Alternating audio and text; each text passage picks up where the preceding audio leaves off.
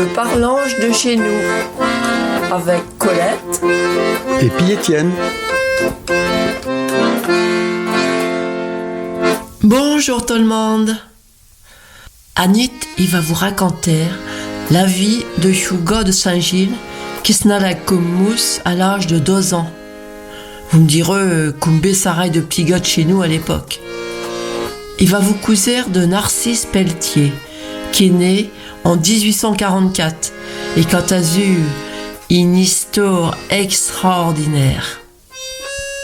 À 13 ans, l'embarque à Marseille à bord d'un trauma, le Saint-Paul, qui navigue en direction de l'Inde et de l'Australie. Le 11 septembre 1858, le bateau va s'abîmer sous du rocheux et faire naufrage. Assente en Nouvelle-Guinée et les marins allant se réfugier sur une petite île, ailleurs qu'à la lampe être tranquille, le monde de cogne venant les attaquer. Allant finir par s'en aller avec une chaloupe et arriver au bout de 12 jours au Cap York en Australie. C'est là que Narcisse va être abandonné par ses compagnons. Alors qu'elle était à pêcher à manger, volontaire parce qu'elle était blessée, on ne sait plus de trop. Toujours est-il que le v'là tout seul et tout en ordre, perdu au bout du monde. Heureusement, après chaque jour à espérer la mort, 2 femmes aborigènes allons le trouver, mais à son peu confiance et à le laissant là. Mais il dit, le va les suivre et le va se retrouver dans la tribu d'où Vantala. À se rendre bécante que c'est un enfant et à front bonne à proli. Le sera même adopté par une aborigène. À la lente l'appeler Amglo. Il va s'intégrer à la tribu, le cousera toute langue, le pratiquera les croyances et les coutumes.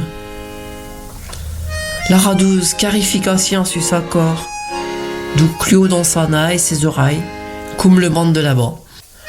Pendant 17 ans, le va vivre parmi les aborigènes, comme s'il était ayant de l'entrace. Mais, le 11 avril 1875, la 31 ans, un bateau anglais va s'arrêter là, et les marins, pensant qu'il a été fait prisonnier, à la lente, l'enlevèrent et le ramenèrent dans le bateau. Après du mot de navigation jusqu'à Toulon. C'est rien qu'au début de l'année 1876 qu'il va revenir à Saint-Gilles et retrouver sa mande, qu'il croyant bien morte après presque 20 ans d'absence. Le pauvre gars va avoir du mal à reprendre une vie normale après avoir quitté si brutalement chef de sa tribu que le considérait comme sa famille. Malgré tout, le travaillera comme gardien de phare, et puis gardien du signaux au port de Saint-Nazaire, et puis chef du haleur, et pour finir, dans les burères du port. En 1880, le va même se marier avec Louise Mabillot, à la rempoute de petit. Il le mourra à 50 ans. Le 28 septembre 1894. Ouvlat, l'histoire incroyable de Chou-Vendéen de Saint-Gilles, Narcisse Pelletier. Bon, ben Astur, il me restera rien qu'à vous dire à toutes.